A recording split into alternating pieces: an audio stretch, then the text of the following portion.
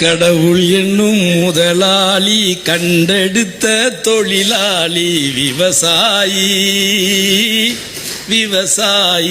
ஒரு உன்னதமான மகத்துவமான எதிர்கால தமிழ் சமூகத்தையும் எதிர்கால விவசாயத்தையும் பாதுகாக்கக்கூடிய அரசு புரட்சி தலைவி அம்மாவுடைய அரசுதான் என்பதை மீண்டும் எடப்பாடி அவர்கள் மூலமாக நிரூபணம் செய்தமைக்காக நான் சார்ந்த என் முக்குளத்தோர் புலிப்படை சார்பாகவும் ஒட்டுமொத்த தமிழக விவசாய பெருங்குடி மக்கள் சார்பாகவும் மனமாக வாழ்த்தி விடைபெறுகிறேன். வாய்ப்புக்கு நன்றி. தளபதி அப்படின்னு என்ன கேட்டா ஒரிஜினல் தளபதி மு.க. ஸ்டாலின் அவர்கள் மட்டும்தான். தளபதி அப்படின்னு என்ன கேட்டா ஒரிஜினல் தளபதி மு.க. ஸ்டாலின் அவர்கள் மட்டும்தான்.